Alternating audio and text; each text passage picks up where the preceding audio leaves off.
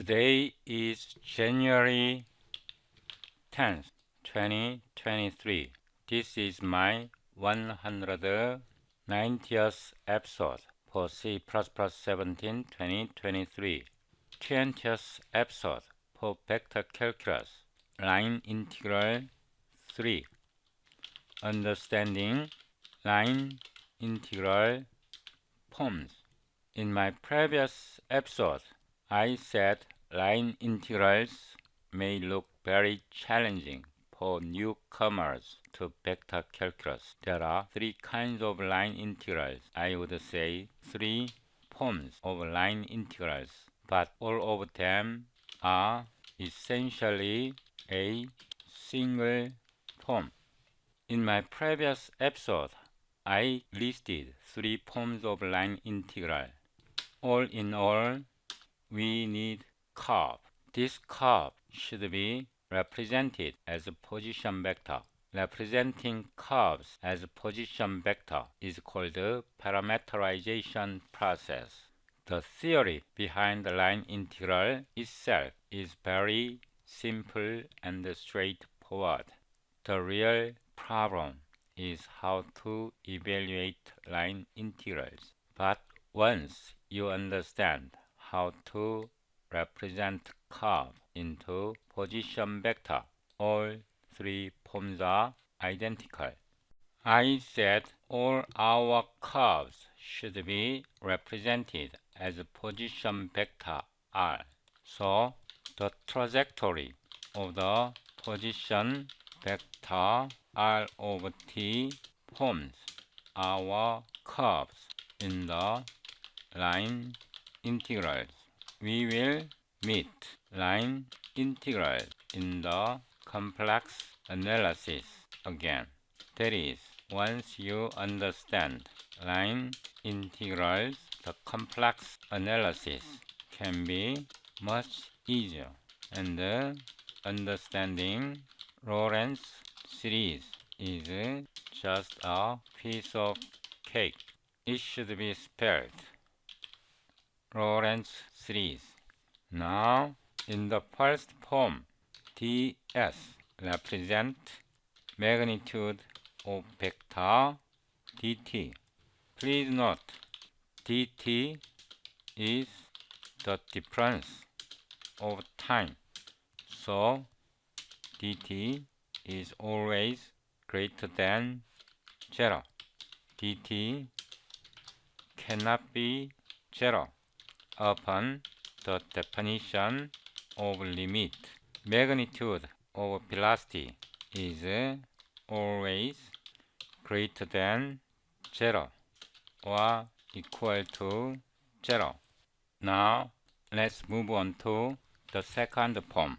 In my previous episode, I said unit tangent vector t is the unit vector of the velocity. That is, unit tangent vector is velocity over magnitude of velocity, or dr over dt, and its magnitude here. Because ds equals magnitude of velocity dt, this equation here over ds over dt.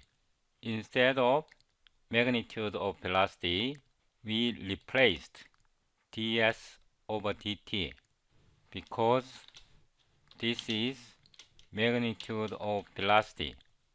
With this, we can say dr over ds.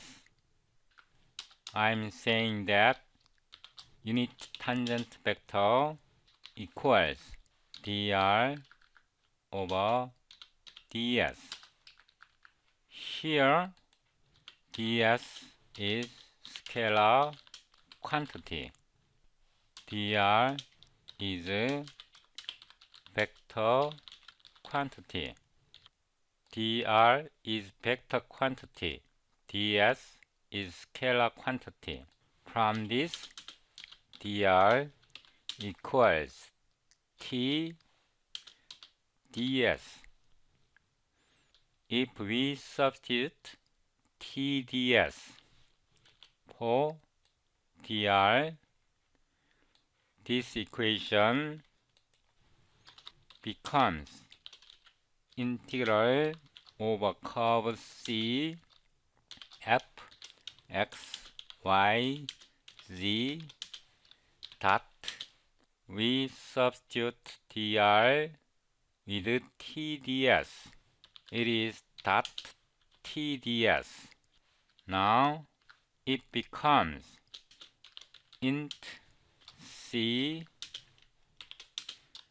f x y z dot t ds.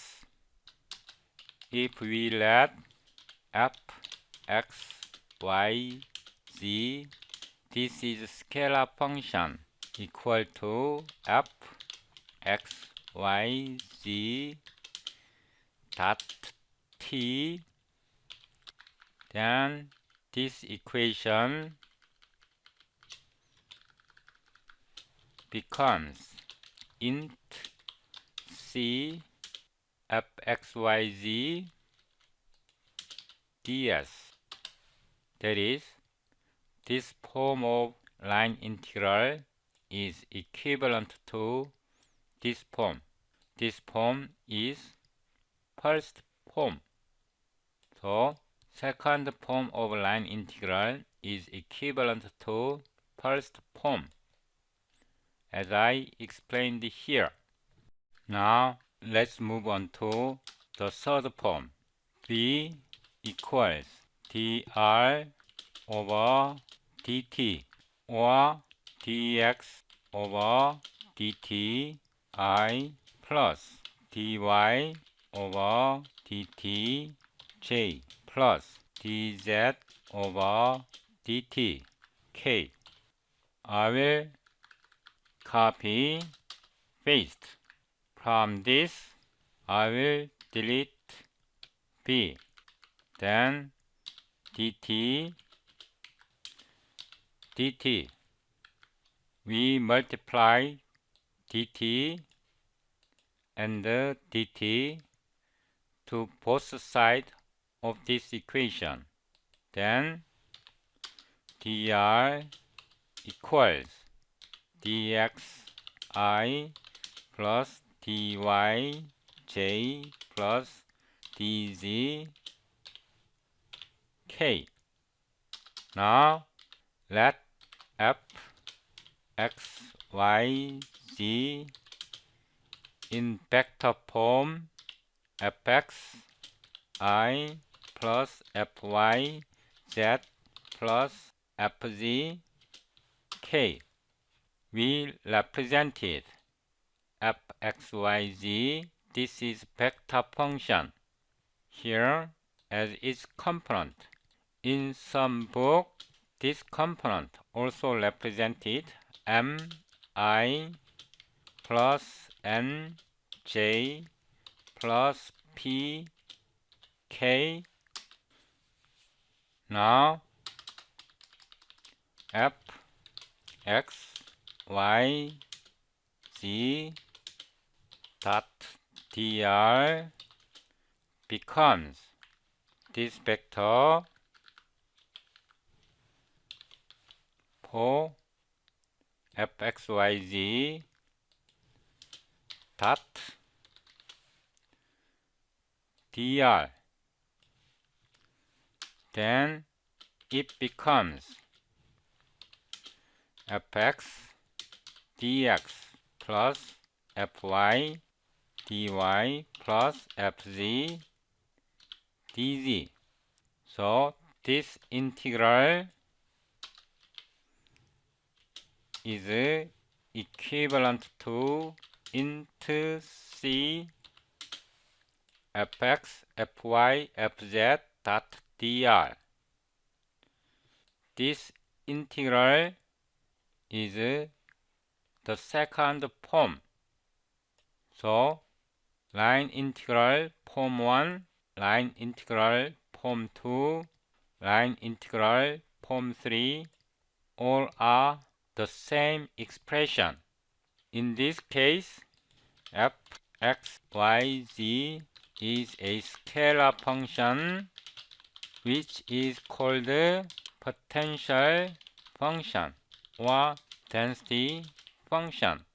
In this case, in the second form, f(x,y,z) is called flow or flux. It is a vector function. In this case, this is same as second form, but in different representation. If you have concrete understanding about line integrals, vector calculus is piece of cake. With such information, you can easily understand Green's theorem, Stokes' theorem, divergence theorem, etc.